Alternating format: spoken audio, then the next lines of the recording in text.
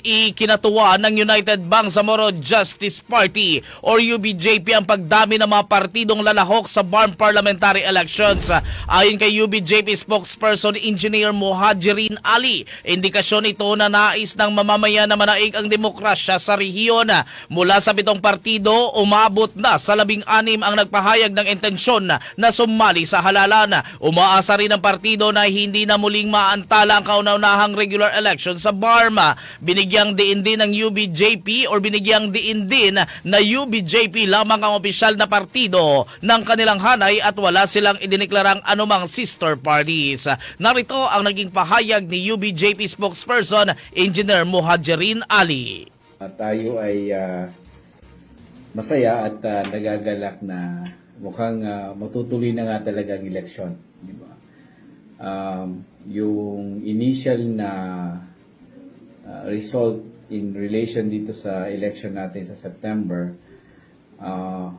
nakita natin ata na i-post din sa FB na nasa political parties o 16 na. 16. So nasa 16 na yung political parties natin, no? From 7 last time, di ba? So talagang marami yung nainganyo na lumahok. And it signals yung nanais nung ating constituency na talagang hopefully sana maging successful yung democratic process na gaganapin itong September, no? At sana hindi naman tala dahil nakailang beses na rin na-postpone, di ba? And with that, the United Bangsamoro Justice Party is very happy na matutuloy na nga talaga for that. With regards dun sa tanong kanina, no, regarding dun sa memorandum ng ating mahal na chairman, no, ng ating Central Committee sa MILF, no, expected naman po talaga na magpa-siya ng memorandum dahil bago ito, may notice na tayong pinalabas, di ba?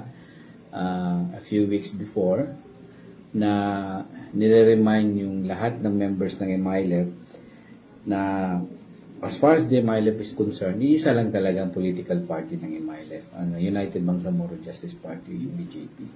So, wag kong ma-confuse yung mga miyembro natin at madalas din hong dinideclare ng ating leaders, especially the chairman, Chairman Murad, na as a matter of policy from the MILF, all members are automatically members of the United Bangsamoro Justice Party.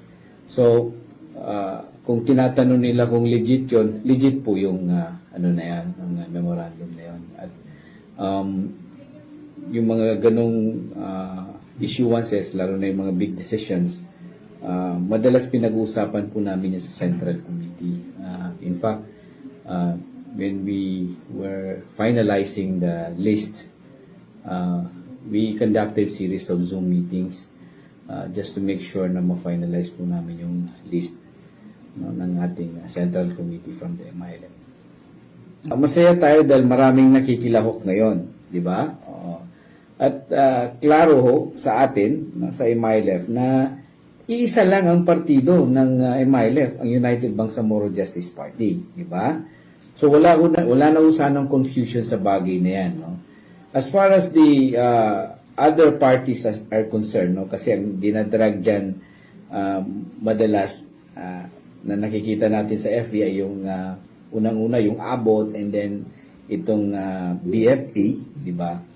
Tingnan na lang natin yung initial yung ABOT. Ano bang mga members nila, di ba? Meron bang organic from the MILF doon or there are a group of civil society organizations, di ba? And siguro, baka ang tingin nila na dahil itong mga tao na ito supportive of the cause of the MILF, parang tingin nila, baka galing din ito sa MILF. Di ba? But as far as I know, wala ko kaming pinag-usapan sa Central Committee na magkaroon kami ng sister party from the MILF side. No? Kaya nga nagpalabas nga tayo ng notice eh. Or else, isinama na sana sa notice na these are the sisters party of the MILF kung sakaling meron man. Di ba? So, dapat klaro ho tayo dyan na talagang as far as the MILF is concerned, iisa lang ho talaga ang party.